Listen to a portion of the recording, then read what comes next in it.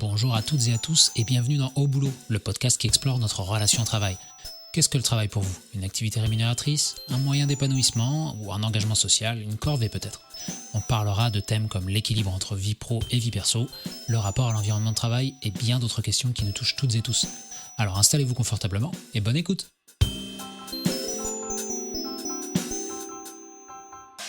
Au boulot! Salut Caroline, comment ça va? Bah, ça va bien et toi? Ouais, super.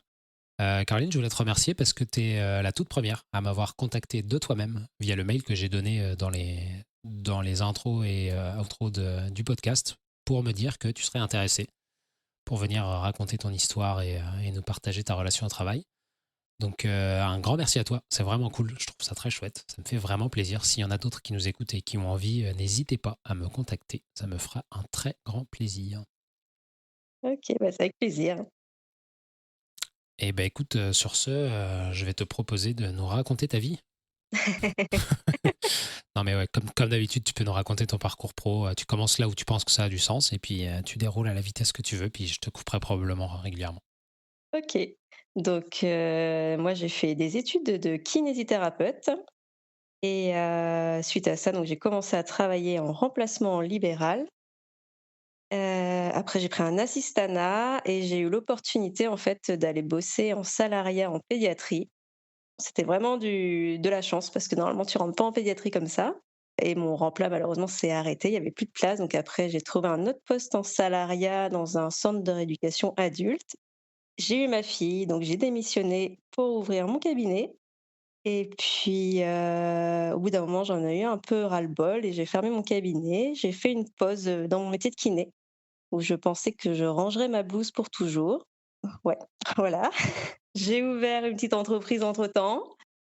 Qui a pas décollé comme je pensais, donc j'ai pris un poste, d'assistante d'élèves en situation de handicap dans un lycée et finalement, suite à cette expérience-là, je me suis dit que c'était un peu dommage, d'avoir un diplôme, qui te permet d'avoir un salaire correct et de ne pas en profiter, donc j'ai réenfilé ma blouse de kiné et depuis je suis, de nouveau salariée. Ok, je vais reprendre un peu dans l'ordre. Tu dis que tu as fait des études de kiné. Est-ce que tu savais déjà que tu voulais faire kiné depuis longtemps avant ou c'est une orientation post-bac qui est arrivée un peu au dernier moment? Alors, moi j'ai toujours voulu être dans le médical. Pourquoi? Je ne sais pas, peut-être parce que je regardais Urgence quand j'étais petite. Oh là, ça nous met dans la génération des vieux, ça, direct. Oui, ça y est, on pa oui, pardon, bah oui, ça y est, je suis vieille.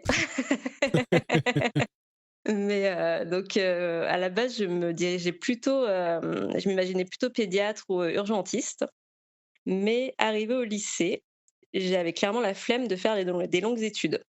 C'est pas très long, médecine, c'est 8 à 12 ans, ça va? Voilà, donc non, c'était trop long pour moi et je me suis dit: «Bah, quel autre métier je pourrais faire?» Qui reste quand même dans le médical et bah, j'avais une tante qui était kiné, donc déjà, je me suis dit: «Ah tiens, kiné, pourquoi pas?» Et j'ai découvert aussi le métier d'ergothérapeute dans les bouquins, d'orientation, là, je sais plus comment ça s'appelait, il y avait un magazine, comme ça et du coup, je suis partie sur ces 2 métiers-là, sans savoir plus, enfin, lequel choisir, quoi et j'ai fait des stages, chez le kiné libéral de mon papa à l'époque. Voilà, je me suis dit: «Oh oui, c'est sympa». Quand tu dis j'ai fait des stages, c'était des stages pendant ton lycée ou après? Ouais, pendant mon lycée, j'avais fait, des petits stages des samedis matins, tu vois? Des trucs comme ça, Ok, c'était des trucs pas du tout obligatoires que tu as décidé de faire en plus. pas du tout obligatoires, donc pour aller voir ce que c'était. Bah c'est cool, en fait, t'avais déjà la curiosité de te dire, ok, j'hésite entre deux trucs, je vais essayer d'aller voir ce qui se passe. Ah, c'est cool. Ouais et puis, j'avais enfin, puis mon papa avait le contact aussi, donc c'était facile de faire Ça aide. et après du coup, donc je suis rentrée dans une prépa santé, enfin, un prépa kiné qu'on appelait à l'époque, pour préparer le concours d'entrée en école et en fait, sur cette préparation-là, je pouvais préparer plusieurs concours. Donc au début, je suis rentrée dedans en préparant kiné et ergothérapeute et on avait là un stage obligatoire aux vacances de la Toussaint pendant 15 jours pour vraiment, voir la réalité du métier et pas s'embarquer dans une année de préparation, de bachotage pour rien.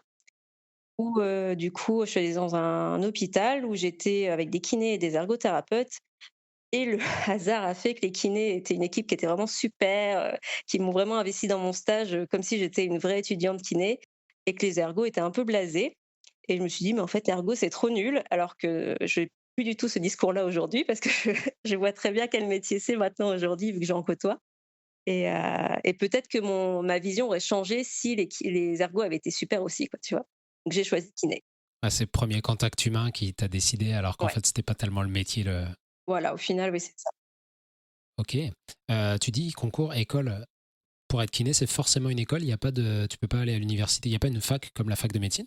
Alors, non, c'est des écoles spécialisées, de kiné parce que c'est un diplôme d'État. Après maintenant, aujourd'hui, ça a changé donc à mon époque, on revient toujours au vieux, tu avais soit le passage par la première année de médecine et tu rentrais en école de kiné, quand tu avais validé en fonction de ton classement, soit, certaines écoles comme par lesquelles moi je suis passée, c'était un concours, sur la physique, chimie, biologie et il fallait être classé, pour entrer dans l'école, quoi. C'est peut-être naïf ce que je demande, mais c'est quoi le rapport? Alors, physique, dans une certaine mesure, je veux bien comprendre, mais chimie, même physique, entre guillemets, mécanique, je trouve ça un peu extrême pour de la kiné. Je voyais plus des études de biologie, moi, mais Ah bah, c'était juste pour, faire une sélection qui avait aucun rapport, hein, dans tous les chapitres que j'ai appris, il y en a qu'un qui m'a resservi, ensuite en études de kiné. c'est le classique. Tu fais des sciences dites dures, donc tu es l'élite. Tu sais utiliser ton Voilà. cerveau et tu es capable. Ok, je comprends. Parce que normalement, c'était un concours qui était accessible directement après le bac, mais il y avait tellement de candidats que tu étais obligé de passer par une prépa kiné, qui ne valait rien, mais qui te permettait juste d'être une, machine de concours, le jour J, quoi. C'est un système, ça. Mais la sélection était nulle, hein, je suis d'accord, hein. Après, en fait, c'est toujours compliqué. Il faut trouver un moyen de sélectionner. Parce que, comme tu dis, il y a pas le choix. Après, c'est quoi le meilleur moyen? Je me suis jamais penché sur la question, donc j'ai clairement pas la réponse. Mais c'est sûr que vu de l'extérieur, en tout cas, ça paraît pas optimal comme système. Mmh. Bah, là, ce qui était dommage, c'est que tu voyais pas la motivation du candidat. Après, moi, honnêtement, s'il y avait eu un oral, je me serais grillée Ouais, d'office, j'aurais été incapable de me défendre à l'oral, donc ça m'a arrangé que ce soit juste par écrit, mais ça permettait pas de voir, ceux qui étaient vraiment motivés ou pas, quoi. bon, en tout cas, tu as fait tes études de kiné. Après tes études de kiné, tu as dit ton premier poste, c'était un remplacement en libéral. Donc, ça veut dire que tu travailles dans un cabinet pour quelqu'un quand lui, il n'est pas là ou quand elle n'est pas là. Ouais. Mais en fait, voilà, c'était ça, c'était que pendant, peut-être 1 an, j'ai enchaîné plusieurs emplois où j'étais 1 semaine dans un cabinet, 3 semaines dans un cabinet, en fonction ou un congé mat aussi, tout simplement. J'ai aussi fait un congé mat. Tu remplaces le propriétaire du cabinet, pendant son absence, ouais. L'image que j'ai, moi, c'est qu'il y a tout le temps beaucoup d'attentes. Bon, en tout cas, il y a de l'attente pour aller chez les kinés, donc qu'on manque de kinés. Mmh. Donc, j'imagine que ça doit pas être trop dur de trouver un cabinet de kiné pas trop loin de chez toi, ou est-ce que tes remplacements, ça t'amenait quand même à faire beaucoup de kilomètres? Alors, à l'époque, parce que moi je suis diplômée de 2011, Ouais, puis c'est des choses qui changent pas mal. donc je pense qu'aujourd'hui ça ouais, ça a changé. Aujourd'hui, je crois que les remplaçants ne se trouvent même plus, en fait, ça n'existe quasiment plus, dans certaines régions en tout cas. Mais, moi quand, j'étais diplômée, j'habitais en centre-ville de Nantes à l'époque Ok. et je bossais, et que je faisais quand même pas mal de routes parce que je bossais pas dans le centre-ville, c'était un choix. Mais du coup, je trouvais facilement, mais voilà, je pouvais facilement avoir, 3/4 d'heure de route, avec les bouchons, quoi. Aujourd'hui, à Nantes, à 3/4 d'heure avec les bouchons, c'est pas beaucoup. Oui, c'est devenu normal, C'est triste. mais sachant que je sortais de Nantes, enfin, normalement, enfin, j'étais à l'inverse des bouchons normalement, quoi, mais Oui, normalement, ça va plus vite. Ok. voilà. Mais ça se trouvait non, ça se trouvait facilement et je pense qu'aujourd'hui, les remplaçants, qui sont encore là, trouvent vraiment, très facilement. Ok. Si j'ai bien suivi, tu as dit, tu as fait ça à peu près 1 an et après, tu as fait de l'assistanat, c'est ça? Ouais. Est-ce que tu peux nous dire un peu plus en quoi ça consiste? Donc l'assistant dans un cabinet de kiné, c'est-à-dire que tu travailles à ton compte, mais tu es pas propriétaire du cabinet. En fait, tu reverses un pourcentage de ton chiffre d'affaires au, propriétaire du cabinet pour, entre guillemets, «la location du lieu, Ok. et du matériel». Donc Mais le propriétaire du cabinet, en général, il est quand même kiné dans le cabinet ou c'est juste ah un... oui, il est kiné, oui. Ok, c'est ça. C'est pas juste un propriétaire foncier qui fait du... Ah oui, non, non, parce que de toute façon, je crois que c'est un peu réglementé. Normalement, tu as pas le droit d'avoir trop d'assistants, dans ton cabinet. Si je dis pas de bêtises, ça a peut-être évolué aussi pour justement éviter, que les titulaires des cabinets se fassent des sous, en fait, sur les assistants. Oui, le but, c'est pas de jouer au Monopoly et puis d'avoir 12 cabinets, puis de... Ok. Mmh. Ce qui est quand même rassurant, quelque part, je trouve. Ok, donc là, tu étais libéral, pas libéral, en fait, si j'ai bien suivi. Bah, libéral, oui, mais pas dans ton cabinet, en tout cas. Voilà, je suis pas propriétaire de mon cabinet, mais j'ai un statut libéral. Ok. Et alors, tu décides où l'occasion se présente, c'est toi qui nous diras, de passer salarié en pédiatrie. Pourquoi ce choix? À quel moment? Qu'est-ce qui se passe? Ben, en fait, le hasard a fait que j'avais un patient qui bossait dans ce centre de rééducation-là et qui me dit, «Il y a un poste, ils trouvent pas de remplaçant parce qu'il y avait une fille qui était partie en congé mat, plus vite que prévu Ok. et ils sont en galère et tout ça», et moi la pédiatrie, c'est quelque chose qui me bottait, mais j'y étais pas du tout formée donc normalement, c'est pour ça que tu y rentres pas comme ça. Parce que du coup, tu as des spécialisations de kiné, j'imagine, tu dois avoir une spécialisation sur de la kiné pédiatrique après, peut-être? Bah, en fait, c'est vrai que quand tu sors des études de kiné, j'ai envie de dire, tu as une petite boîte à outils, de dépannage Ouais. pour essayer de bricoler un peu sur toutes les pathologies que tu peux connaître, mais clairement, tu es pas compétent sur tout parce qu'il y a trop de choses et la pédiatrie, j'en avais fait un tout petit peu en stage, mais pas autant que j'aurais aimé. En fait, j'avais un stage que j'avais choisi pour faire de la pédiatrie et il m'avait collé, plus avec les adultes, malheureusement, le lieu du stage et donc j'avais un peu fait, mais pas plus que ça. Donc mais après tu peux avoir des diplômes universitaires ou même des formations complémentaires pour te spécialiser si tu en as envie. Ok. Et donc ouais, ce patient-là m'a parlé du poste et je me suis dit, j'en avais un peu marre en fait du cabinet où j'étais, ça me plaisait pas plus que ça. Je postule, on verra bien sur un malentendu, peut-être que ça passera et c'est passé. Donc ils m'ont pris, ils m'ont dit: «Bah, on prend une semaine à l'essai et on voit si ça le fait ou pas» et en fait, ils ont vu que même si effectivement j'étais pas formée, j'étais très curieuse, d'apprendre et que ça allait le faire, en fait. Donc j'ai eu l'occasion du coup, bah, de rester, 6 mois là-bas et c'était, très, très chouette. 6 mois parce que c'était un CDD vu que c'était un remplacement pour un congé mat ou... Voilà. Ok, donc tu savais dès le début que c'était 6 mois. Ok. Alors non, je savais pas que c'était 6 mois parce que la kiné que je remplaçais, est donc partie en congé mat et après elle a pris un congé parental, mais en fait, elle redisait, que d'un mois sur l'autre si elle prolongeait son congé ou pas, en fait. Ok, donc toi, tu te faisais prolonger d'un mois à l'autre en plus. Voilà. Après c'est en tant que kiné, c'est pas gênant, c'est pas insécurisant parce que tu sais que tu retrouveras. À l'époque, tu dis que tu pouvais trouver des remplacements Mmh, facilement, donc puis j'imagine que tu avais encore mmh. des contacts dans l'ancien cabinet où tu étais assistante, donc ok. Oui, voilà, donc moi ça me stressait pas de me dire, si on me plantait, à la fin de semaine, c'était pas un souci. Ok, c'est rassurant quand même. J'ai une question. Tout à l'heure, tu as dit, ils me prennent une semaine à l'essai pour voir. D'un point de vue contrat de travail, ça marche comment cette histoire d'une semaine à l'essai? C'est juste une entente entre vous ou... Je pense que j'ai dû signer un CDD d'une semaine, Ok. mais c'est il y a longtemps aussi donc et je pense que c'était ça, mais honnêtement c'est vieux et je j'ai plus de souvenir et puis j'étais tellement contente d'avoir la chance d'essayer que tu aurais pu me dire que c'était du bénévolat, j'aurais dit oui, quoi. Oui, puis enfin, tu étais vraiment dans la démarche du... tu disais la pédiatrie dès le lycée, ça t'intéressait, donc c'était, j'imagine, Mmh, une bonne occasion de te faire une expérience là-dedans aussi, de voir si ça te plaisait voilà. vraiment, puis d'apprendre. Mmh, exactement. Cool. Suite à ça, tu nous as dit tu as fait du salariat dans un centre de rééducation pour adultes. Est-ce que tu as essayé d'une manière ou d'une autre? Est-ce que tu as eu envie de continuer dans la pédiatrie ou est-ce que tu t'es dit, bon, je retrouve quelque chose, peu importe ou c'était quoi ta démarche? Comment tu t'es retrouvé là en fait? Bah, initialement, j'aurais bien aimé rester où j'étais à ce moment-là, mais je savais qu'il y avait pas de poste qui allait se libérer. Ok. Donc du coup, je me suis mis à chercher. Après, je savais que je voulais rester en salariat quand même à ce moment-là et sur Nantes, clairement, il y avait, une offre en centre d'éducation adulte, en dehors de l'hôpital et l'hôpital, je ne voulais pas y aller parce que j'avais déjà postulé et que les salaires étaient vraiment, minables. Donc c'était hors de question pour moi de repostuler.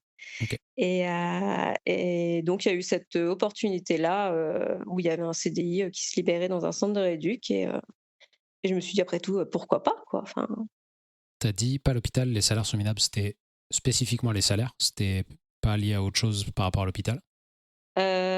bah, il y avait les salaires et puis il y avait aussi enfin, au CHU de Nantes, j'avais l'impression que tu pouvais pas du tout choisir le service où tu allais bosser et moi, j'aime pas trop cette idée de pas avoir le choix, en fait, Ouais.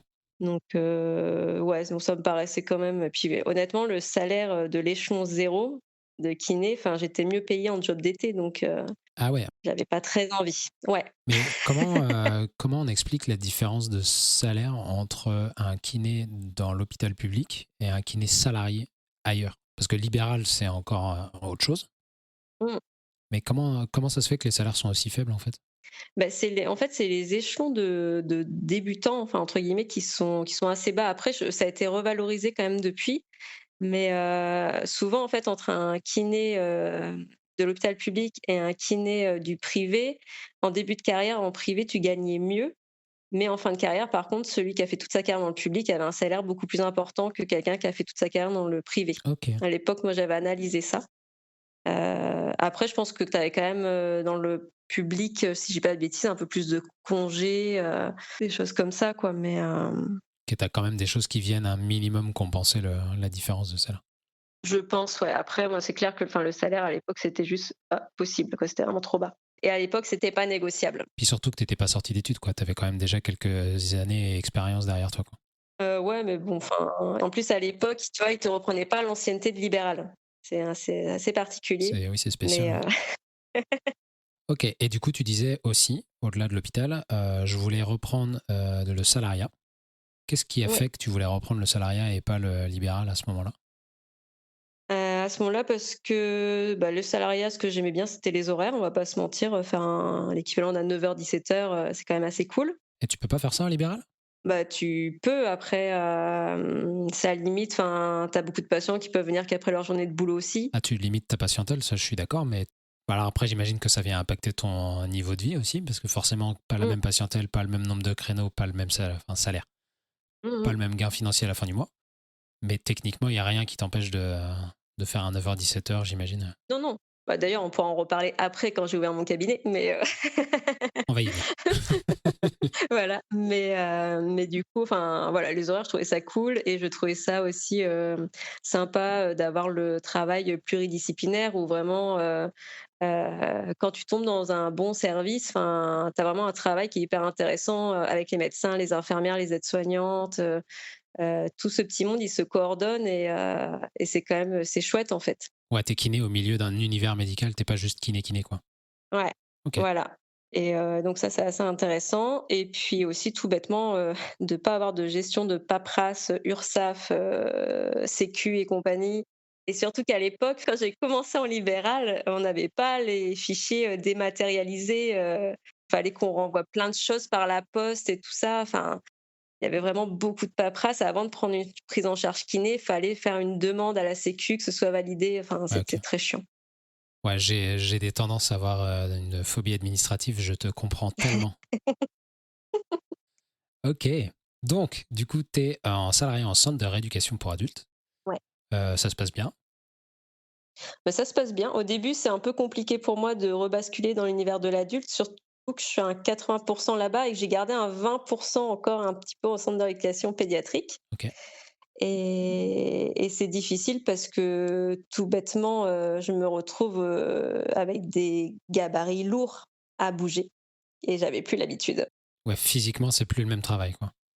Voilà, physiquement, c'était plus crevant au départ et aussi c'était très le plateau technique, donc l'endroit où on rééduque tous les patients en même temps, parce qu'on est plusieurs kinés sur le même, lieu, était très silencieux par rapport au plateau technique de centre de rééducation pédiatrique, qui est plein de vie, en fait. Ouais, C'est ouais. vraiment un univers qui est complètement différent et au début, je me disais: «Mais c'est tellement triste ici» et après je m'y suis réhabituée, en fait. C'était pas triste, c'est juste que c'était moins sonore que des enfants. Moins sonore que des enfants. Je vois pas du tout de quoi tu veux parler. Non, mais j'imagine bien le choc entre les deux, en fait. C'est effectivement la Oui. différence doit être perturbante. Bah, c'est énorme et puis surtout, enfin, que les enfants même, malades, blessés ou quoi, ça reste des enfants et bah, qui peuvent, rire, qui peuvent pleurer, qui peuvent, enfin voilà, ça reste des enfants, lambda, j'ai envie de dire quoi et ouais, c'est comme si tu étais dans une classe de maternelle quoi, enfin Ça fait du bruit. voilà. Ok, donc là, tu nous as dit, t'es tombée enceinte, t'as eu un enfant, ce qui a déclenché une démission. Mmh.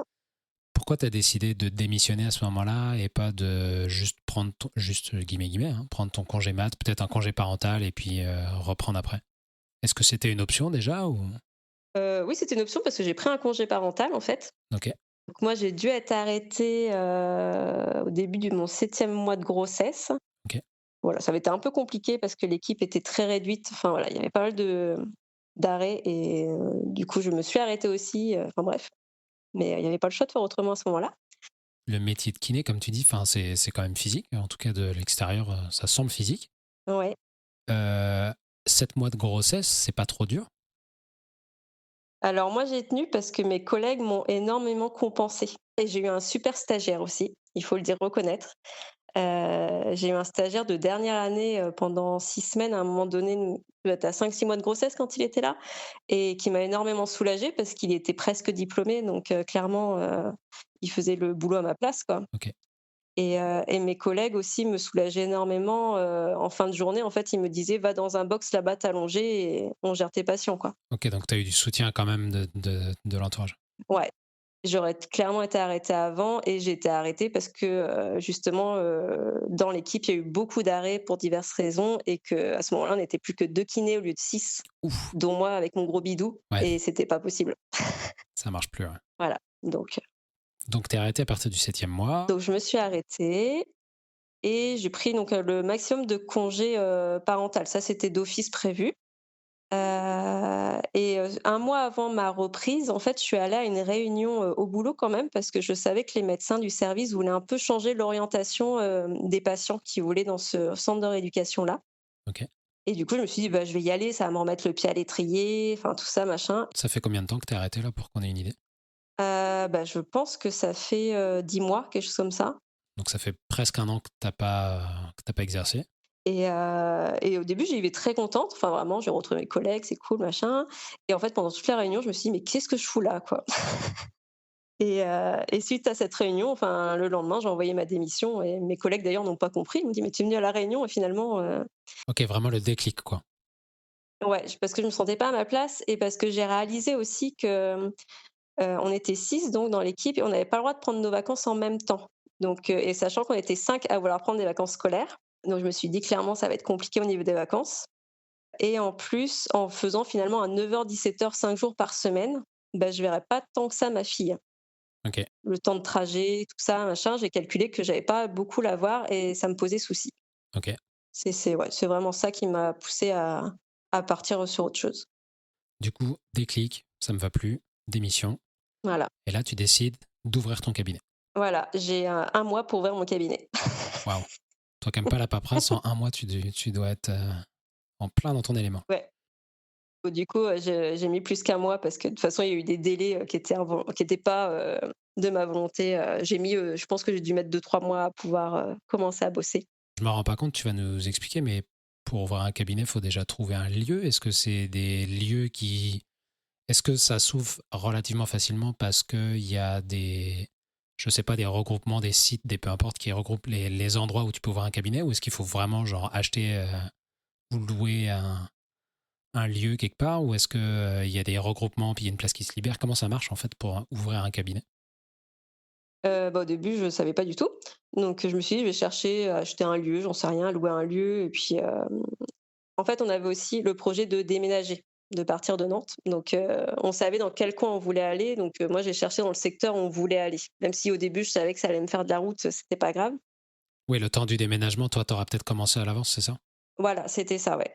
Donc du coup, on a comment j'ai fait? Je regardais, bah, les annonces, hein, tout bêtement, des locaux, tout ça, machin et sauf que je me voyais pas, acheter tout de suite. Enfin, ça me paraissait quand même compliqué. Et j'avais une connaissance qui, m'a dit: «Mais il y a un petit pôle santé qui s'ouvre dans une commune, ils cherchent des professionnels et tout ça». Donc j'ai contacté cette commune-là et effectivement, bah, du coup, ils cherchaient un kiné, entre autres et voilà, ça s'est bien goupillé, quoi. Eux avaient déjà des locaux de disponibles, alors après c'était des locaux provisoires. Du coup, tu es locataire. Ouais, j'étais locataire de la mairie et même au départ, je crois que j'ai dû avoir, 3-4 mois, sans loyer, tu vois? Ok, vu que c'est un pôle santé, c'est la mairie, donc j'imagine que, bah déjà, Ouais. comme tu dis, il y a 3-4 mois sans loyer, donc ça, clairement, c'est Mmh. incitatif. Puis j'imagine que les prix sont quand même aussi intéressants.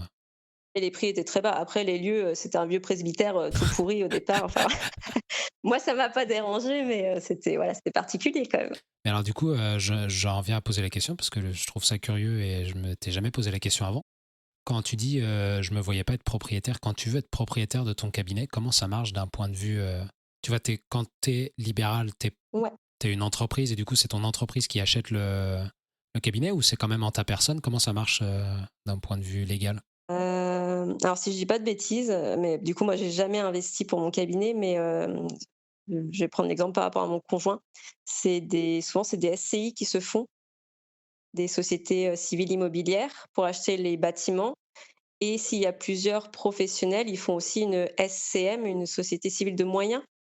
Ok, donc il y a plusieurs personnes en fait, sur le truc. Et du coup, ça reste une structure, une personne morale, plus qu'une personne physique. Et du coup, il n'y a pas la personne de Caroline est responsable légalement et fiscalement de ce qui se passe sur le cabinet. Il y a vraiment soit la SCI, soit la SCM, soit peu importe la structure. Il y a une structure en fait derrière. Je pense, mais alors là, honnêtement, vu que ça, pour le coup, j'ai pas expérimenté. Ok, je me pose la question, tu vois, parce que je me dis, vu comment c'est Ouais, déjà particulier d'aller voir une banque pour aller dire je veux emprunter de l'argent pour acheter une maison, je me vois bien, bonjour, je veux emprunter de l'argent pour acheter un cabinet, puis du coup, c'est pas les mêmes montants, c'est pas les mêmes choses, c'est dans des endroits très spécifiques. Ça vient peut-être s'ajouter à un potentiel prêt immobilier que tu as en ta personne perso à côté. mmh, Donc, bref, je me posais la question. Ok, bon, à creuser. ouais. Après, enfin, aujourd'hui, je sais pas, mais en tout cas, à ce moment-là, les banques, je pense, étaient en tout cas pour des kinés, savent que tu vas avoir du boulot et s'inquiètent pas que tu pourras les rembourser. Ouais, ouais, il y a des métiers comme ça où forcément tu vas voir le banquier, c'est plus simple. Ouais, Ok, donc tu as monté ton cabinet dans cette ville, dans ce vieux ouais, presbytère. voilà. T'as fait ça pendant combien de temps? J'ai fait ça pendant 3 ans, Ok. 3 ans et demi. Heu, en fait, en parallèle, il y avait le projet du coup de monter un vrai petit pôle santé tout neuf et tout ça et en fait, quand je suis partie, les bureaux n'étaient pas encore livrés, voilà, j'en ai eu ras-le-bol, quoi. Ok, ça a clairement traîné, quoi. Ça a clairement traîné. Moi, on m'avait vendu le truc que, c'était l'affaire, d'1 an, le projet était tout prêt, soi-disant Ouais. et en fait, en discutant après avec d'autres collègues, c'était un projet, ça ouais, en tout, ça a mis plus de 6 ans à se faire, quoi. Ok, donc à un moment, tu satures parce que c'est l'environnement qui te plaît pas, c'est le métier de libéral, c'est... C'est un ensemble de choses. Je pense il y a le boulot de vraiment de kiné libéral où c'est des pathologies qui m'intéressent pas vraiment, on va pas se mentir. Ok. Quelqu'un qui a mal au dos, qui a mal à l'épaule, c'est ou des personnes chroniques aussi, enfin voilà, des personnes qui ont besoin de kiné toute leur vie, moi ça m'intéresse pas en fait. Je dis pas que c'est pas bien à prendre en charge, c'est juste que, c'est pas mon truc. Ouais, parce que moi, j'ai régulièrement mal au dos, puis je vais mal le prendre sinon.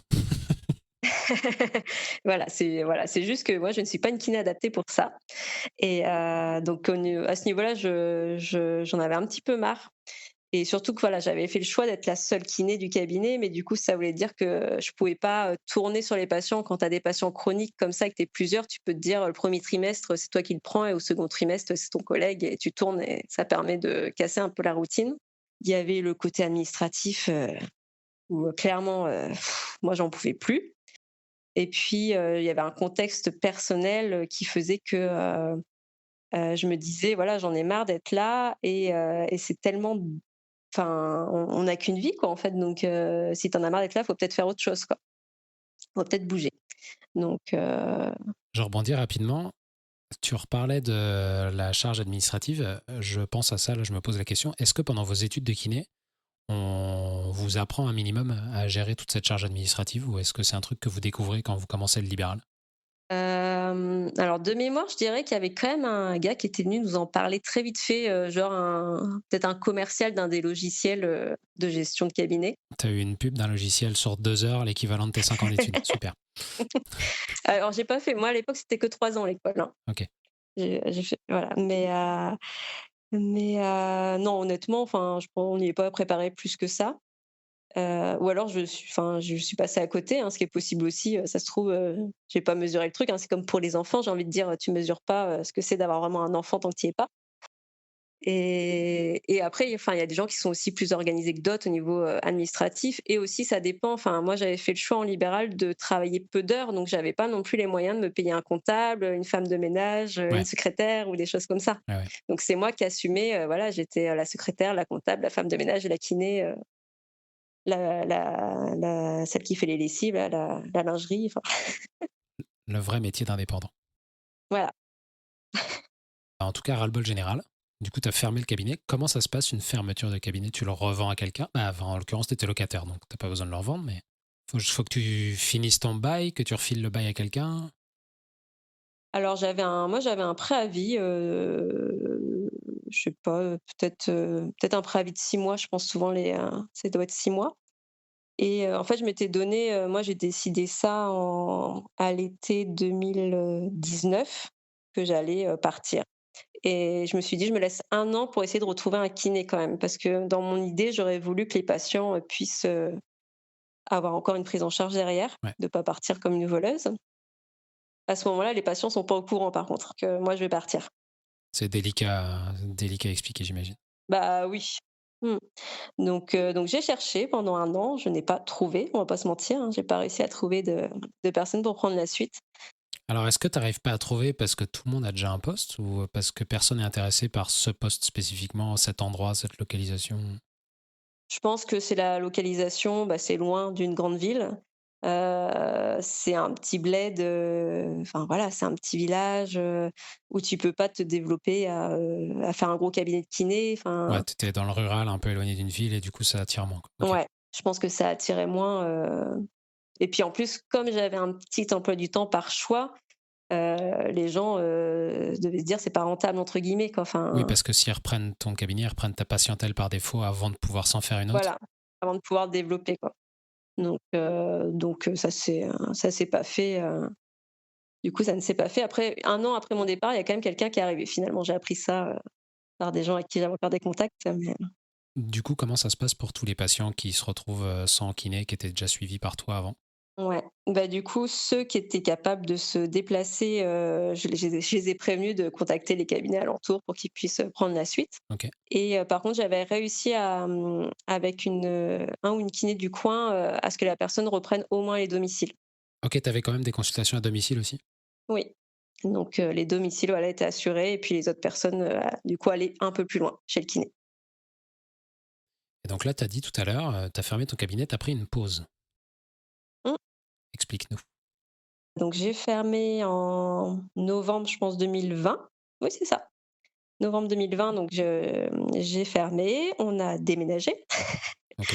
et du coup, en arrivant dans notre, nouvelle commune, je me suis dit, «Je me laisse, à la base 2 mois», tu vois? Novembre-décembre pour me poser, et je reprendrai des remplacements, kinés dans le coin pour, en fait, je m'étais dit comme ça, si je prends des remplacements, j'ai pas besoin de m'investir vraiment dans le cabinet, tu vois? Je fais ma semaine de boulot et puis je gère pas les trucs à côté, quoi. Ouais, ouais. Et sauf que quand j'ai mis les annonces, pour chercher des remplacements, les gens qui m'ont contactée, ça m'a paniquée, angoissée d'office. J'ai fait: «Je ne peux pas, en fait, remettre un pied dans un cabinet kiné, c'est pas possible, quoi». Tu as vraiment ce truc de j'ai pas envie d'utiliser le mot trauma parce que c'est un peu intense, mais tu revis des expériences du passé et tu vois des choses que tu vraiment plus envie de faire, en fait. Voilà, j'ai vraiment pas envie d'y retourner, même pour une semaine, quoi. C'est pas, imaginable pour moi, à ce moment-là, en tout cas. Et je me dis: «Bah, zut, quoi, qu'est-ce que je vais faire?» Et puis, bah, mon conjoint me dit: «Non, mais prends le temps qu'il te faut, c'est pas grave et puis on verra». Et entre-temps, moi, j'avais fait un quand même, oui, si, j'avais fait ça, j'avais fait un bilan de compétences quand j'avais décidé d'arrêter mon activité. Quand j'avais pris la décision que je fermais dans 1 an, j'avais, commencé un bilan de compétences au passage. Tu es déjà dans une démarche de potentiellement je fais autre chose que kiné en reprenant plus tard, quoi. Ouais, exactement. OK. Et du coup, je me dis à ce moment-là, bah, pourquoi j'essayerais pas de lancer, ce projet qu'on avait imaginé lors du bilan de compétences, donc je commence à faire des petites formations, autour, du massage bébé, du yoga bébé, de la réflexologie, des choses comme ça. De la formation de doula aussi qui va passer par là. OK. Je commence aussi une formation de conseillère fleur de bac. Enfin voilà, je fais plein de petites formations OK.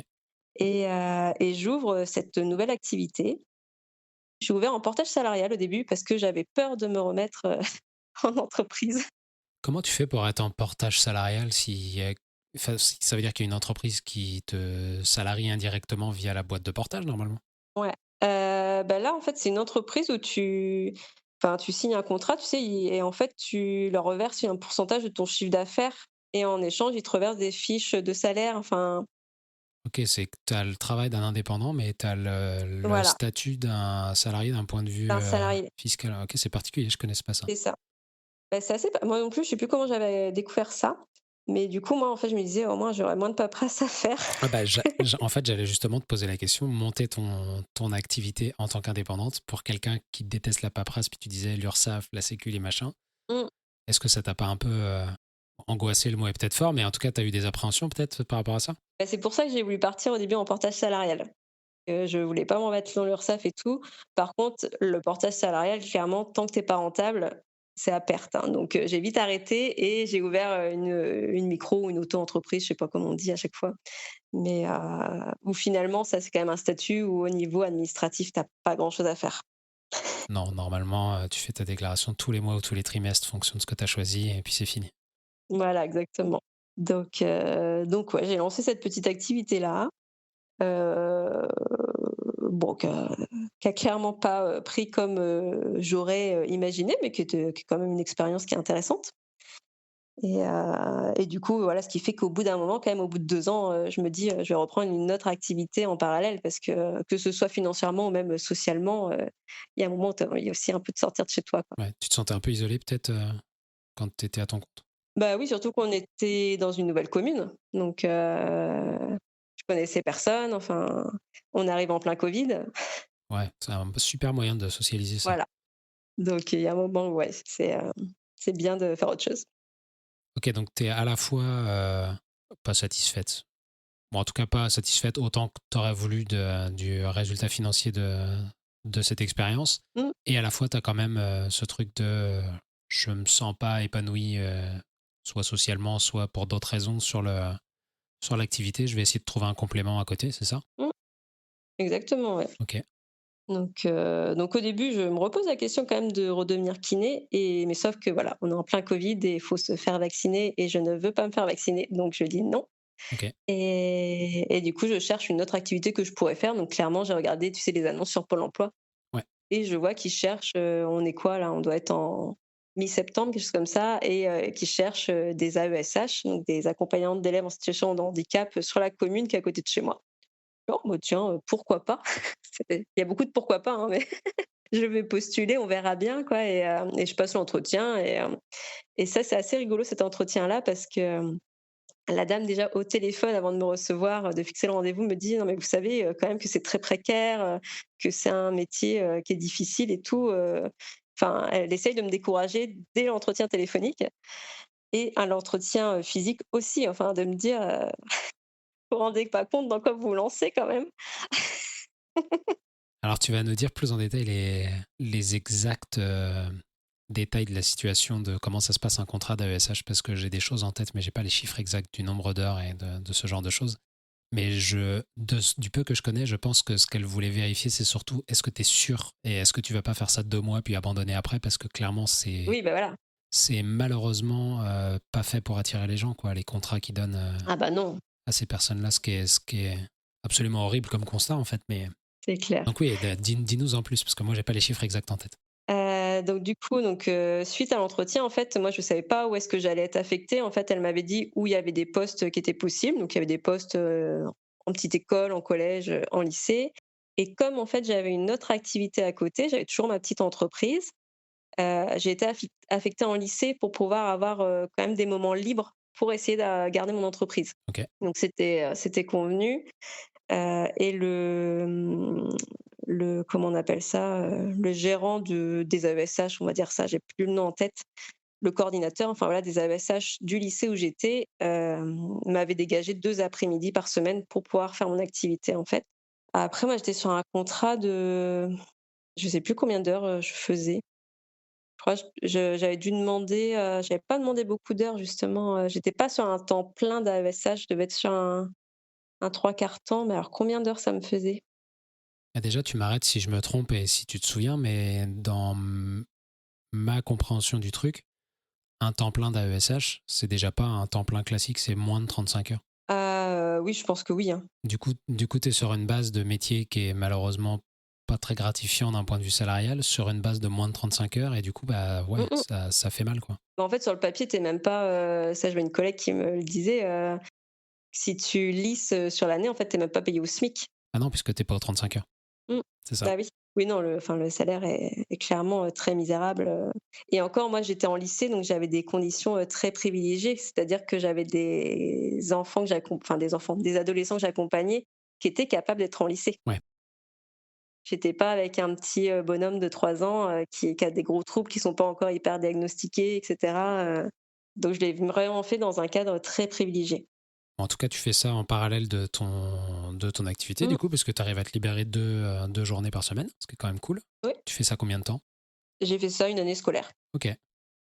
Pourquoi j'ai pris cette décision? Bah, parce que clairement, bah, déjà le salaire, on va pas se mentir, il est vraiment, misérable alors que c'est un boulot en plus, enfin, moi honnêtement ça aurait été mieux payé, je pense que je serais restée plus longtemps parce que j'aurais eu la curiosité d'approfondir sur les troubles autistiques, sur les troubles 10, tout ça, enfin, je trouvais ça hyper intéressant et j'aurais aimé en apprendre plus pour accompagner mieux mais bon voilà, le salaire était catastrophique et puis aussi, en tant qu'AESH, tu es pas du tout maître de ton destin. C'est-à-dire qu'aujourd'hui, tu es à cet endroit-là, mais demain, on peut te dire qu'on va te mettre, à un autre établissement sans te demander ton avis, en fait. Quand tu dis demain, c'est en année scolaire ou ça peut en plein milieu d'une année changer?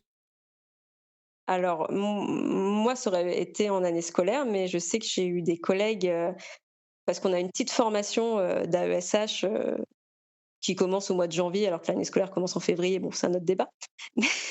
Et où j'ai pu partager avec d'autres AESH qui étaient en petite école et il y en avait une qui, par exemple, le jeudi soir ne savait pas le vendredi matin dans quelle école elle serait. Parce que le vendredi, elle était sur un poste, libre et elle allait boucher les trous, quoi. Puis c'est sur des rayons de combien de kilomètres ça? Il y a un kilométrage limité normalement par rapport à chez toi. J'ai plus le chiffre en tête, mais logiquement, tu es pas censé être à plus de X kilomètres, peut-être 20, mais ça je suis pas sûre de moi. Ouais, ouais, non, mais il y a une limite géographique, c'est pas aussi vicieux que on va vous donner un poste dans l'académie. Ok, mais l'académie, c'est Oui, grand. non, non. Non, non, non, là, tu quand même dans un rayon à kilométrage. C'est pas comme les profs où effectivement, ils peuvent se retrouver à l'autre bout. Donc ouais, le fait de pas pouvoir choisir, ce destin et étant la dernière AESH arrivée dans le lycée, je savais que s'il y avait moins de besoins l'année suivante, c'était moi qui sautais. Dernier arrivé, premier sorti. Voilà. Du coup, tu fais une année, t'arrêtes, et j'imagine que tu te reposes la question du qu'est-ce que je fais? Bah, en fait, j'avais pas tout à fait terminé mon année quand je me suis dit: «Qu'est-ce que je fais?» et j'ai regardé les annonces de nouveau, sur Pôle emploi et là, je vois qu'il y a un poste de kiné, à 5 minutes, de chez moi, à 5 minutes à pied. Ok, 5 minutes à pied, ça c'est un grand luxe. Oui, donc je me dis, «Qu'est-ce que je fais, quoi?» Et puis après je me dis: «Bah, passer l'entretien, ça n'engage à rien». Je vais aller voir, quoi, aller voir déjà mon ressenti, qu'est-ce que c'est exactement le travail qu'on propose et tout, les conditions et du coup, donc j'ai passé l'entretien. J'ai vraiment eu un très bon feeling avec les personnes avec qui j'ai passé l'entretien. J'ai trouvé ça très chouette et quand j'ai visité l'établissement avec la cadre, j'ai trouvé qu'il y avait une bonne ambiance générale, en fait, quoi. Les gens étaient contents, de te voir arriver, enfin, Hmm. vraiment, ouais, j'ai trouvé ça très chouette. Tu t'es pas retrouvé comme après la fermeture de ton cabinet, après le déménagement, à juste te dire non, c'est pas possible quand tu rentres dans cet entretien? Non, pas du tout, pas du tout. Je me dis, pourquoi pas? Après voilà, c'est un établissement c'est de la gériatrie et des personnes, qui ont une maladie, neurodégénérative, en fait. Donc c'est un public qui est complètement différent de ce que j'ai eu jusqu'à maintenant à prendre en charge et ouais, je me dis: «Ouais, ça a l'air quand même assez chouette et tout» et en plus, ce qui est très chouette aussi, c'est que, clairement, c'est moi qui ai les cartes en main. Donc ils cherchent un temps plein. Moi, je ne veux pas d'un temps plein. C'est accepté. Tu leur as dit dès le début, il n'y a pas eu besoin de négocier plus que ça, ils t'ont dit ok, Ah non, pas du tout. Bah, eux cherchent un kiné depuis 2 ans, hein. ouais, ils ont plus trop possibilité de négocier. Ouais. Donc ça, c'est aussi, moi, je suis très mauvaise négociatrice donc clairement, c'était du coup très cool de dire: «Moi, je voudrais ça» et qu'on me dise: «Oui», quoi. Du coup, tu dis tu voulais pas un temps plein, tu travailles combien là aujourd'hui? Je travaille à 60. Ok, c'est réparti comment tes 60%? C'est des grosses journées puis des journées de pause ou c'est des journées plus courtes? Alors moi, je fais 8h30, 16h30, lundi, mardi, jeudi et si besoin, je peux changer mes jours comme je veux, enfin, Ok, t'as de la souplesse en plus par-dessus ça. Trop bien. donc non, c'est très cool. Ok, du coup, le fait d'être salarié, ça veut dire que c'est pas toi qui cherches ta patientèle non plus? Exactement. Ouais, non, je gère je m'occupe des résidents qui sont dans l'établissement, qui ont des besoins. Donc soit c'est les équipes qui observent les besoins, soit c'est moi qui, quand ils arrivent dans l'établissement, les bilans et dit, «Bah, tiens, je pense qu'il y aurait besoin» et je gère vraiment, entre guillemets «comme j'ai envie», quoi. Trop cool. Ça fait combien de temps maintenant que t'es à ce poste? Ça fait un peu plus de 2 ans. 2 ans, 3 ans? Ça se passe bien, t'as toujours l'air d'être épanoui. Oui, ça se passe bien. Après, il y a des moments où c'est plus dur, hein, quand tu reviens de vacances, forcément, mais Ok, t'es pas encore dans la période j'ai ras-le-bol, j'en ai ras-le-bol, je veux changer. Non, parce qu'après je me dis que, enfin voilà, je suis à 5 minutes à pied, enfin j'ai des horaires hyper cool. Pour les vacances, il y a personne qui m'embête parce que j'ai pas besoin de m'arranger avec toute une équipe, enfin Oui, tu as vachement de souplesse sur ton organisation, en fait. voilà. J'ai beaucoup de souplesse, les équipes elles sont sympas, les résidents dans l'ensemble sont sympas, enfin, on peut pas tout avoir, mais là il y en a quand même beaucoup, quoi. Ouais, ok. Bon, bah, je vais commencer les questions qui fâchent alors, hein. Ouais, Pour toi, c'est quoi le travail? oui. Bah, ça c'est pas évident cette question parce que du coup j'ai déjà écouté tes podcasts, mais du coup, ouais, c'est spontanément, je t'aurais dit le travail, c'est l'activité que tu vas faire, pour, gagner ton argent et pouvoir, payer tes frais et cetera. Mais il y a tout ce travail aussi qui est invisible et qui est pas payé finalement. Donc spontanément, j'aurais dit que c'était quand même le métier qui fait que tu gagnes de l'argent et que tu payes tes charges, quoi. Tu mets quoi derrière le travail qui est invisible et qui rapporte pas d'argent? Bah, typiquement, enfin, ça peut être, le travail, que tu fais, chez toi, de gérer, ta famille. Ça peut être aussi, ce que le temps que tu vas donner à une association, bah, qu'importe l'association, enfin, que ce soit celle des parents d'élèves, ou une association de sport, Ça reste du travail bénévole, quoi. oui, voilà. Enfin, finalement, ça peut être très grand, ce travail, ça serait un bon sujet au bac de philo, hein. Et du coup, pourquoi tu travailles? Et pourquoi je travaille? Ah bah, je pense comme beaucoup de personnes clairement parce que tu es quand même, dans la société obligé de gagner de l'argent, pour payer, ton quotidien. Là, je le fais pour ça, mais d'un côté, même si j'étais, héritière, je me verrais pas rester à rien faire à la maison ou à juste voyager, en fait. Ouais, donc quelque part, tu ferais peut-être pas ce que tu as appelé tout à l'heure un métier ou en tout cas un travail qui te fait gagner de l'argent, rémunérateur, mais tu te trouverais une activité que tu définirais, comme tu parlais il y a quelques secondes, de travail non rémunéré en fait. Bah, oui, c'est ça, je pense que je donnerais forcément, du temps, en bénévolat, enfin, Et puis ce temps que tu donnerais, que ce soit en bénévolat ou en autre chose, pourquoi tu le ferais? Qu'est-ce que ça t'apporte en fait? qu'est-ce que ça apporte? Une bonne question. Qu'est-ce que ça apporte? Bah, je pense que ça quand même le fait de se sentir utile, à la société, en fait, ouais, j'aurais du mal à me dire, ouais, de rien faire du tout quand même, et de rien faire sans t'investir du tout dans ta commune ou quoi, enfin, c'est particulier, quoi. Il y a probablement des gens qui seraient très heureux avec une vie, pas forcément dans leur coin d'ailleurs, mais sans participer à la vie collective. Ouais, ouais, mais quand même, ne serait-ce pour pas être déconnecté, en fait, de la réalité, quoi. Je creuse un peu le raisonnement pour raccrocher avec, tu vois, tu dis si j'avais suffisamment d'argent pour pas avoir besoin de travail rémunérateur, je ferais autre chose. Ce autre chose, pourquoi tu le fais? Et en fait, est-ce que ce raccrochement à la réalité, ce lien social, peu importe, tu le trouves aussi dans ton travail aujourd'hui? Ah bah, clairement, enfin, en tant que kiné, tu t'occupes, tu accompagnes, des gens de qu'importe la classe sociale. En fait, moi, il y a des domiciles que j'ai fait à l'époque où j'étais en libéral, où les gens n'avaient, qu'un point d'eau chez eux, ils n'avaient pas le chauffage et tout ça. Enfin, tu vois qu'il y a des gens qui vivent vraiment dans des conditions, que tu imagines pas encore aujourd'hui, en fait. Et puis tu es aussi, tu peux être facilement le confident aussi des gens, donc mine de rien, tu apprends beaucoup de choses, tu vois les difficultés, enfin moi, je trouve ça quand même assez intéressant, de pouvoir avoir ce regard sur tout un panel différent de classes sociales, en fait. Super intéressant. Tu vois des gens dans des situations malheureusement très précaires et effectivement, ça fait toujours mal au cœur d'entendre ce genre d'histoire et de te dire on est en France en 2020 ou plus et ça existe encore et il y en a, enfin, il y en a pas deux quoi, il y en a plein en fait. Ah bah, il y en a plein, ouais, une séance de kiné, ça coûte pas très cher, c'est remboursé par la sécu et je pense que d'avancer pour certains, ça reste très compliqué, quoi. Ouais, ouais, bien sûr. Du coup, la question du trio gagnant, pourquoi ce travail? Et alors là, du coup, c'est d'autant plus intéressant que tu as fait une boucle. Tu as commencé kiné, tu as eu d'autres expériences, puis tu es revenu kiné. Ouais.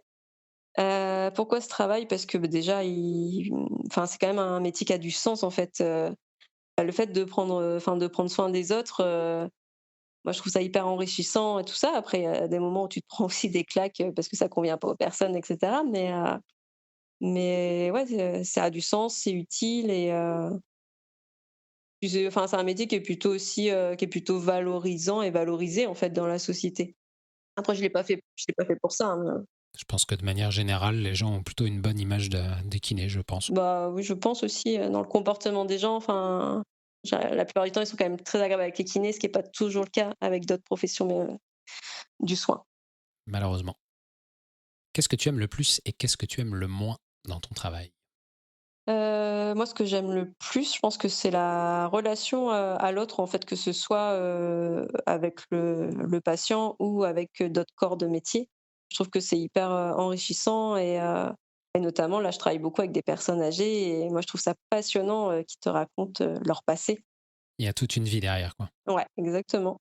Donc ça, moi, j'aime beaucoup, ouais, le lien humain quand même. Ça, c'est la priorité, dans mon travail, aujourd'hui, en tout cas, dans ce métier de kiné.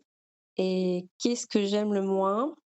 Bonne question. Puis tu peux pas nous parler de paperasse et d'URSSAF puisque tu es salarié. Oui, j'en ai pas à la paperasse, j'ai forcément des trucs à taper sur l'ordinateur, mais ça reste très limité.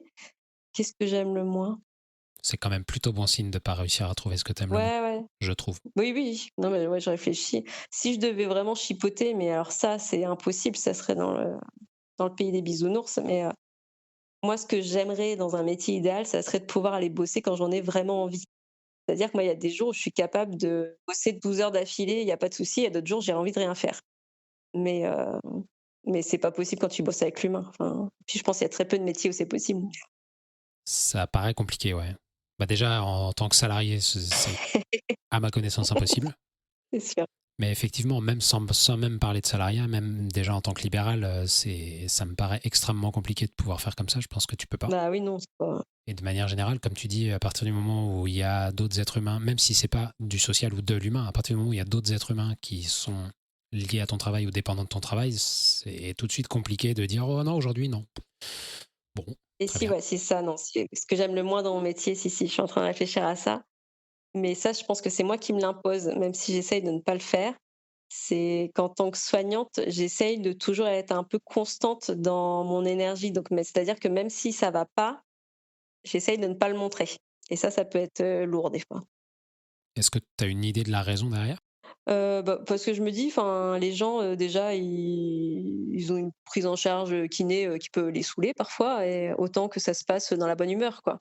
Si en plus tu fais ça avec la kiné qui tire la gueule, c'est pas je trouve pas ça très cool, mais je sais que moi ça m'a déjà, coûté, beaucoup d'énergie et je pense que c'est pour ça qu'à un moment donné, j'ai aussi fermé mon cabinet, parce que j'en avais un peu marre d'enfiler ce masque, donc mais bon. C'est parfait comme transition parce que j'allais enchaîner sur le sujet de ton équilibre entre ta vie pro et ta vie perso. Tu nous as déjà beaucoup parlé justement de ta possibilité de réduire ton temps de travail. Tu as trouvé une situation qui est quand même super cool en ce moment. Par contre, il n'y a pas que le temps de travail dans l'équilibre vie pro-vie perso. Il y a aussi, comme tu dis, bah, la charge émotionnelle, la charge mentale, il y a le stress, toutes ces choses-là. Comment tu gères ton petit équilibre, toi, là-dedans?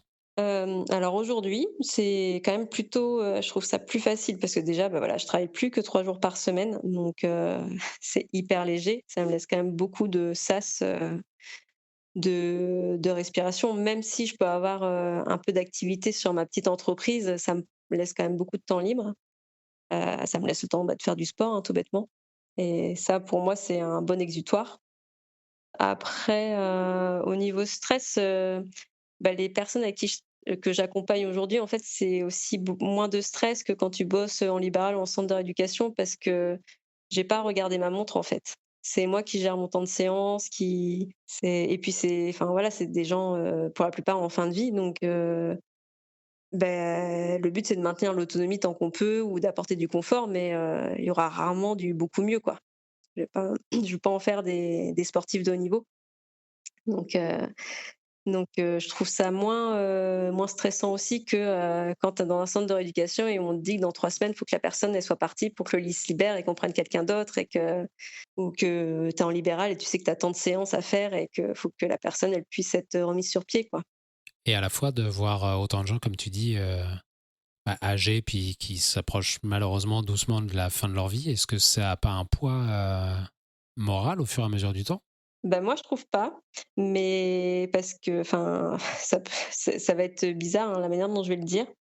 Mais moi, j'ai souvent été, attirée par ces prises en charge-là. C'est-à-dire que même en libéral, ça m'est arrivé d'accompagner des personnes en fin de vie avec l'hospitalisation à domicile et c'est là que moi je trouvais le plus de sens dans mon travail. Parce que certes la personne, bah, oui, non, tu vas pas la guérir, mais tu lui apportes, bah, de la douceur, de la présence, tu lui apportes vraiment quelque chose, je trouve, qui est vraiment très fort, en fait et ça veut pas dire que, voilà, s'il y a un petit, résident chouchou, qui décède demain, ça va m'affecter, hein, je vais pas mentir. Mais j'ai pas le moral au fond des chaussettes toute la journée parce que, il y a des gens qui décèdent, quoi. Enfin, je sais pas comment expliquer. Non, non, mais je pense que tu as super bien expliqué. En tout cas, moi, je trouve ça clair, je trouve ça touchant, puis je trouve ça. En fait, je trouve ça beau. La conclusion est belle. Tu es en train d'apporter un moment de soulagement, puis d'allègement dans la fin de vie d'une personne, ce qui est quand même un passage, j'y suis pas, j'espère le plus tard possible, mais qui doit pas être évident à gérer, dans tous les cas.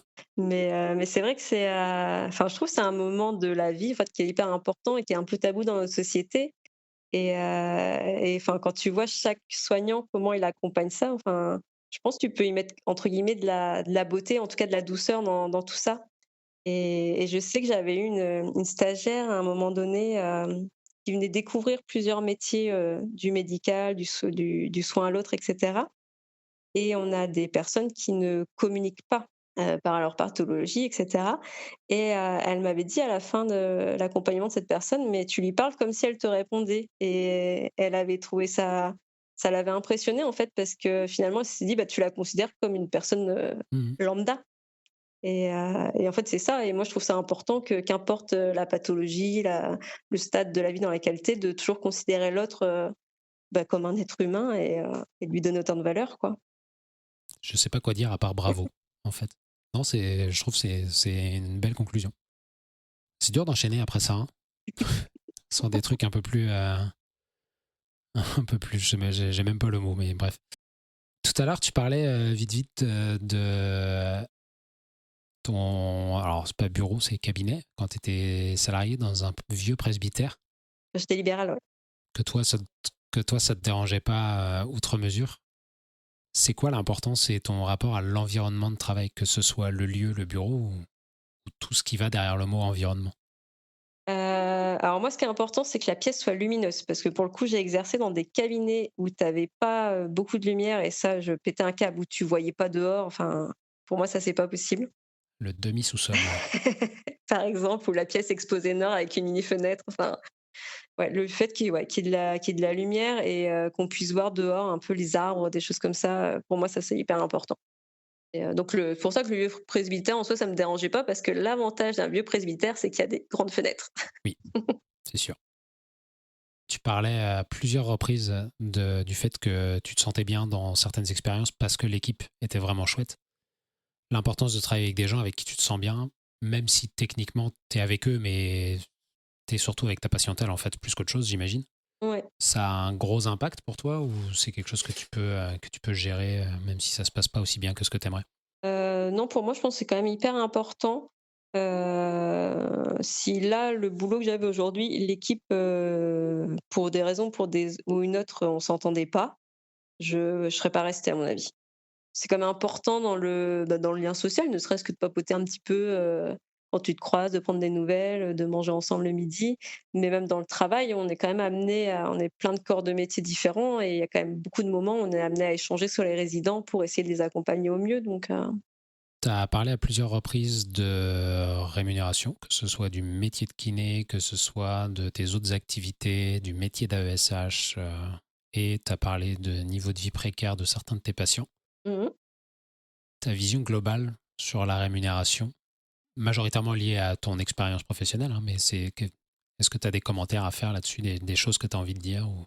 Ouais, alors moi, ce qui me «dérange» entre guillemets, enfin, je trouve ça normal qu'en fonction de, peut-être, enfin, du niveau d'études, oui et non, mais en fonction de la responsabilité que tu as, que le salaire diffère un peu. Mais je trouve qu'en France, tu as quand même des différences qui sont, mais énormes et moi, je trouve ça compliqué d'accepter qu'il y en ait, qui soient dans une situation hyper précaire quand d'autres, ne savent plus quoi faire de leur argent, en fait. Je me dis ça peut-être qu'on pourrait avoir des salaires qui sont un peu moins différents et que tout le monde finalement a un niveau de vie très correct. Mais bon, c'est le pays des bisounours ça. Mais c'est plus ce côté-là, qui me pose souci. Après, j'aurais du mal à me dire, que tel métier il est trop payé, j'en sais rien en fait, parce que je me rends pas compte du métier, ce que ça représente et cetera. Mais ça m'embête aussi de me dire que, finalement, l'agent d'entretien, il est pas bien payé, mais s'il fait pas son boulot, bah, les autres, ça peut pas tourner non plus, quoi. Je suis globalement d'accord avec toi. Le seul commentaire que je vais faire, c'est que tu dis en France, il y a des écarts de salaire. Oui, sûrement ailleurs aussi, hein, oui, oui. C'est surtout, malheureusement, je pense qu'en France, on n'est vraiment pas les Ouais, pires. ouais. Mmh. Je connais pas tous les pays, j'imagine qu'il y en a où c'est peut-être mieux, mais il y a clairement des injustices bien plus extrêmes dans certains autres pays, à commencer par nos amis outre-Atlantique. Ouais. Non, Mais bon, c'est une autre culture, c'est encore une autre réalité, c'est très différent. Tout à l'heure, tu as parlé on a parlé de ta position de kiné dans la société, du regard des autres, des choses comme ça. Est-ce que tu as des choses à raconter justement par rapport à ça, ta position sociale en tant que kiné dans la société, puis dans ton quotidien en fait? alors moi, ce qui pouvait, énormément m'agacer, mais maintenant je sais comment y répondre, c'est que quand tu rencontres quelqu'un à une soirée, tout ça, que tu dis: «Je suis kiné», tout de suite la personne va te dire: «Ah, j'ai mal au cervical», et enfin voilà, va te décrire son souci: «Qu'est-ce que je peux faire? Tu veux pas regarder?» et tout. Donc maintenant je leur dis, que je travaille avec des gens en fin de vie, ça les calme, que du coup je peux pas travailler avec eux. Je sais pas faire. Bonne ambiance, bonne ambiance. Donc ça, c'est un côté, ouais, qui peut m'agacer. Des fois aussi, je pense qu'il y a la vision, quand même, du kiné, qui gagne énormément, énormément d'argent. Je pense que enfin ça pour, gagner énormément d'argent en tant que kiné, faut travailler avec plein de patients en même temps et du coup enfin c'est mon avis, hein, mais tu travailles pas forcément, bien quand c'est comme ça. Ouais. Peut-être, ce qui peut poser problème, c'est d'être kiné en tant que femme, tu vois? Il y a des gens, où ça peut, tu sens que des fois, il y a des hommes, ça peut les mettre, ils peuvent se dire que tu es moins compétente. Parce que dans l'imaginaire, pour être kiné, il faut être fort parce qu'il y a du poids à porter, des choses comme ça. Ouais, Puis ouais. une femme, c'est moins fort. Bah, je pense qu'il y a ça, ouais. Je sais que moi, ça m'est déjà arrivé, il y a plus longtemps, mais d'avoir des petits messieurs qui disaient: «Non mais je vais tomber avec vous». Enfin, typiquement aujourd'hui, en fait, bon, comme je suis pas à temps plein, mon temps est complété, par des kinés libéraux Ok. et qui sont des hommes et pour certains messieurs, je suis la secrétaire de ces kinés-là. Ils ont pas compris, quoi. Ça doit être quand même blessant, hein. Aujourd'hui, moi, j'en rigole parce qu'honnêtement, enfin, après, c'est des gens d'un certain âge où je pense que leur génération, clairement, c'est pas possible d'avoir une femme kiné. Ça n'existe pas. Mais voilà, on en déconne et puis, Tu vois quand même une évolution avec les générations qui passent par rapport à l'âge de ta patientèle? bah, après, moi, là, j'ai vraiment des gens, pas jeunes du tout.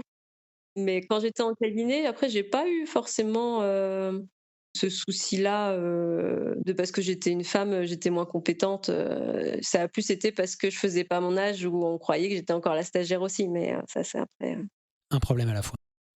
J'imagine que tu n'as pas tellement eu ce problème-là à gérer, encore qu'en salariat peut-être. Donc je vais quand même te poser la question par rapport aux relations hiérarchiques au sein de ton travail. Parce que quand tu es libéral, techniquement, tu n'as pas de hiérarchie. Tu es toi, toi-même et tes patients. exactement. Par contre, en tant que salarié, comment ça fonctionne? En tant que salariée, alors, moi, c'est la première fois de ma vie que j'ai un cadre du coup, qui, entre guillemets «me chapeaute». Enfin, c'est un bien grand mot, mais c'est un cadre qui est très sympa donc c'est pas compliqué du tout. Après dans les centres d'éducation où j'ai pu bosser auparavant, on n'avait pas de cadre parce que c'était comme ça, enfin ils en trouvaient pas, peu importe. Mais par contre, on travaillait, sous l'ordre du médecin-chef de l'établissement et ça, selon les établissements, ça peut être compliqué. Enfin, autant le centre de rééducation adulte, c'était pas un souci parce que c'était des 2 jeunes médecins, qui étaient vraiment très top. Une fois qu'elles savaient que tu bossais bien, il y avait un échange et tu étais un peu d'égal à égal. Ok. Par contre, le centre de rééducation pédiatrique où j'ai bossé, à l'époque, c'était un vieux médecin de la vieille génération qui était vraiment clairement le chef et on était ses petites mains et s'il avait exigé telle chose à tel moment, voilà, fallait le faire, tu avais pas ton mot à dire, s'il avait décrété qu'il y avait une réunion à telle heure, mais qu'il y avait plein de prises en charge à côté, c'était pas son problème. Enfin voilà, donc là, c'était un peu particulier, mais bon.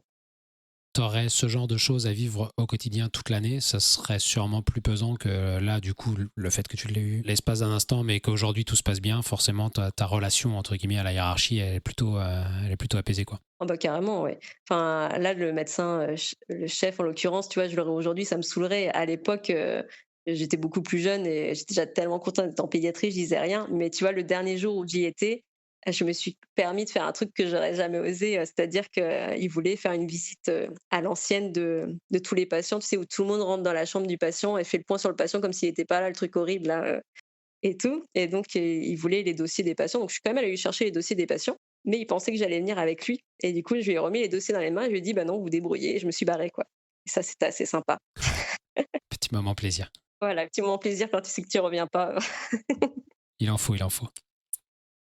La question suivante est particulière parce que tu as déjà toi-même décidé de changer à plusieurs reprises de travail, donc je vais la poser sur ta situation à l'instant T. Mmh. Qu'est-ce qui te ferait changer de travail? Bah, si peut-être si l'ambiance, de l'équipe se dégradait. Ça clairement, ça pourrait être quelque chose, qui me pousserait à arrêter ou si j'avais l'impression de m'ennuyer à un moment donné. Si ça tourne trop en rond dans ta pratique, en fait, Ouais, ça reboucle pas mal avec ce que tu as pu dire sur tes expériences passées. C'est quoi ta plus grosse peur liée au travail? grosse peur liée au travail, de m'ennuyer. Non, mais c'est consistant. Ouais, je pense que c'est vraiment ça parce que je sais que si j'arrive à un moment où je m'ennuie, ben, il va falloir que je trouve autre chose à faire, quoi, et ça peut être fatigant ça des fois. De trouver l'énergie, de te dire On repart sur autre chose. j'ai besoin de faire autre chose, mais de refaire autre chose, ça demande aussi beaucoup d'énergie. Ok. Voilà. Tu nous as dit que tu avais un enfant. Qu'est-ce que tu as envie de transmettre à ton enfant par rapport au travail de manière générale? Bah, que le travail, c'est pas toute la vie parce que, moi, j'entends beaucoup autour de nous, des gens, qui se disent, «Bah, là, je travaille aujourd'hui à fond, pour pouvoir profiter plus tard». J'ai toujours beaucoup de mal avec cette phrase-là parce que le plus tard, on ne sait pas s'il existe ou pas. Et après, bon, voilà, si tu as un travail où tu t'épanouis à 100 et que tu veux t'y mettre, bah, tant mieux. Mais ouais, moi, j'ai toujours un peu je trouve ça un peu triste quand on enfin, et c'est peut-être pas le mot, mais quand finalement tu t'épanouis qu'à travers le travail, je trouve qu'il y a vraiment l'importance d'avoir l'équilibre pro perso. Après, tous les métiers ne le permettent pas en fonction du salaire, on va pas se mentir. Mais ouais, peut-être de faire quelque chose qu'elle aime avant tout et qu'elle se définit pas que à travers ça, en fait. Qu'il y a quelque chose que tu aurais voulu développer qu'on n'a pas assez développé ou quelque chose sur lequel tu aurais voulu intervenir que je t'ai pas posé comme question? Bah, tout à l'heure, tu me disais là, bah, par rapport au cabinet libéral, on peut s'arrêter à 17 heures et tout ça, on avait dit qu'on reviendrait dessus. Oui, exact. Voilà, il y avait ça. Parce que du coup et moi quand j'ai ouvert mon cabinet libéral, c'était dans l'idée de pouvoir profiter au maximum de ma fille. En fait, l'idée, c'était avec mon conjoint, on concevait pas qu'elle passe plus de temps avec, une inconnue, donc la nounou qu'on avait choisie initialement, qu'avec, ses propres parents.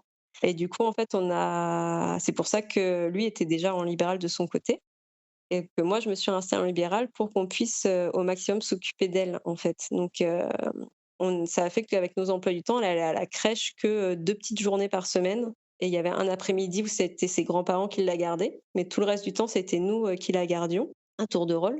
Mais du coup, ça nous permettait d'avoir des journées entières avec elle qu'on n'aurait pas eu, si on était resté dans les Ouais. schémas d'avant. Et ce qui fait que moi, en libéral, je devais bosser, l'équivalent, je pense, de, 25-30 heures maximum par semaine, ce qui est pas beaucoup pour un libéral. Du coup, vous avez fait le choix de travailler moins pour avoir plus de temps. Ouais. Est-ce que ça a été une discussion de travailler autant, mais sur des horaires répartis différemment?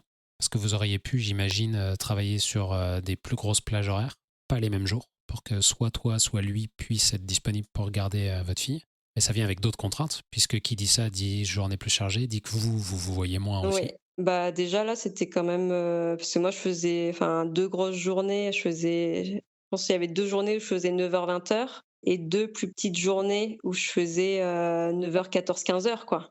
Ça aurait été compliqué, parce que quand j'étais en libéral avant le salariat et tout ça, je faisais 4 journées de 12 heures en gros, hein. Donc tu peux pas les répartir trop, différemment quoi après, hein. Effectivement, c'est déjà des très grosses journées, ouais. Donc finalement, on s'était goupillés, donc il y avait 2 grosses journées qui étaient bien chargées. Ça pique un peu à la fin de la journée, on va pas se mentir, entre le patient que tu vois en le premier le matin et le dernier, tu pas la même disponibilité, quoi. Puis il faut réenchaîner le lendemain en plus. Oui, oui, oui, oui. Donc du coup, la discussion, c'était de dire que tu as eu ta fille, tu voulais faire moins d'heures. Bah, je voulais pouvoir les répartir différemment, quoi, en fait. Ça s'est traduit, j'imagine, de toute façon par une baisse de niveau de vie dans le foyer. Honnêtement, pas forcément parce que moi, comme j'étais salariée, et en début d'échelon, Pour moi, c'était kiff-kiff. C'était kiff-kiff quand tu faisais moins d'heures en libéral que quand tu étais salarié en début Ouais, d'échelon. Ok. honnêtement, c'était kiff-kiff, ouais. Enfin, j'ai pas le sentiment d'avoir une perte de salaire, Mais donc le choix aussi d'avoir été libéral à ce moment, il venait en partie de la possibilité de plus facilement gérer tes horaires comme toi tu le souhaitais en ah fait. bah, ça et puis de pouvoir poser mes vacances, comme je voulais, sans demander rien à personne, Alors j'aime bien toujours remettre l'église au milieu du village, comme on dit. Mmh. Quand on est libéral ou quand on est à son compte, c'est des Oui, des vacances, vacances qui sont mais pas c'est des payées. congés qui sont pas Oui, payés. voilà, Voilà. exactement. C'est oui, oui. Oui, c'est vrai que moi, ça me paraît, normal et c'est aussi pour ça que j'apprécie le salariat aujourd'hui, c'est que là, je me dis: «Je suis en vacances, je suis payée, c'est beau», enfin, Oui, mais tu peux pas en prendre autant que tu veux quand tu veux. non, mais comme je ne bosse qu'à 3 jours par semaine, ça va. Moi, je vais clôturer comme je clôture toujours. OK. Là, on n'a pas forcément eu l'occasion de parler de ce sujet et c'est une plutôt bonne nouvelle pour ton parcours, mais je mets toujours un peu d'énergie à la fin pour dire que c'est très important dans le cadre de sa vie professionnelle et de son travail de bien faire attention à ne pas laisser la situation déraper si on se sent mal, Mmh. si on sent qu'il y a quelque chose de pesant au quotidien, si on sent qu'il y a la boule au ventre le matin. Un désintéressement dès le réveil pour ce qui va se passer dans le reste de la semaine.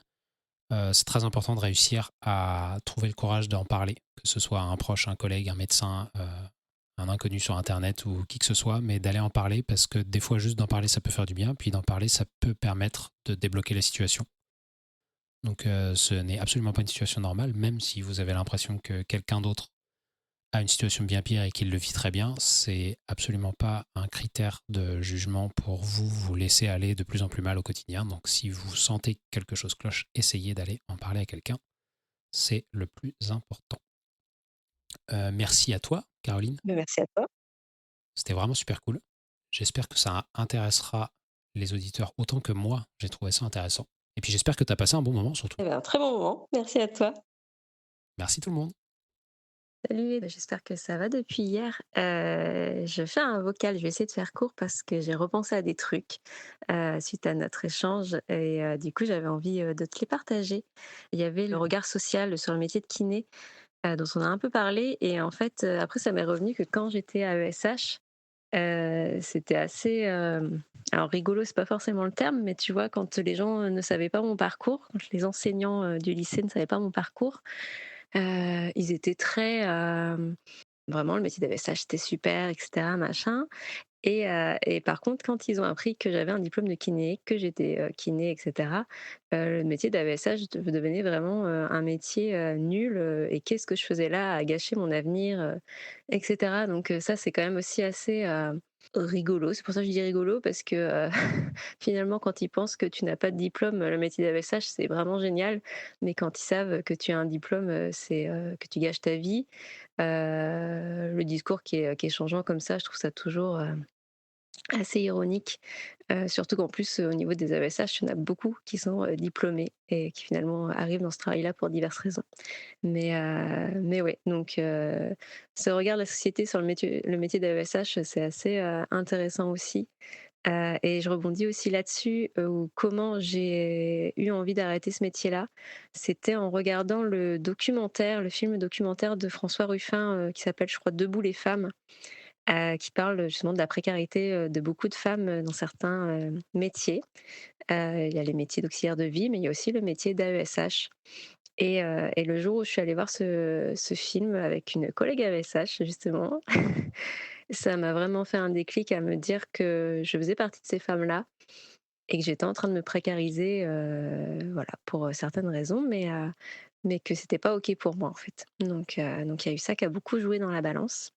Et la dernière petite chose, sur, qu'est-ce que j'ai envie de transmettre par rapport, au travail, hem, c'est que dans une entreprise, en fait, enfin, quand je te disais, le travail, c'est pas toute sa vie, ça doit pas être toute sa vie et cetera.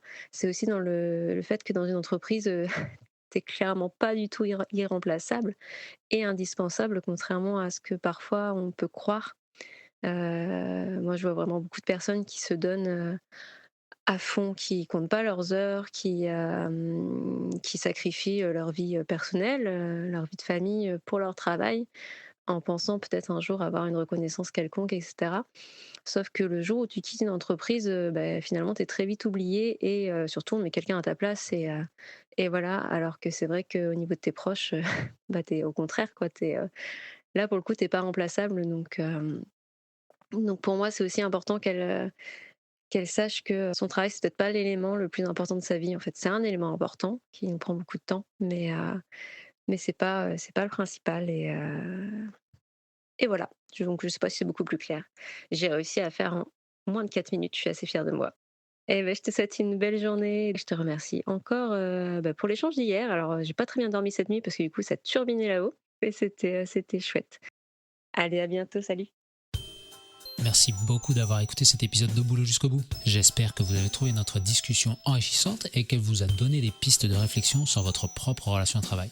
Si vous avez aimé cet épisode, n'hésitez pas à le partager autour de vous. Ça permet au podcast de se faire connaître. Pour continuer la conversation, je vous invite à rejoindre notre serveur Discord. C'est un espace parfait pour échanger des idées, partager des expériences et poser des questions sur les sujets abordés dans le podcast. Le lien est dans la description de l'épisode.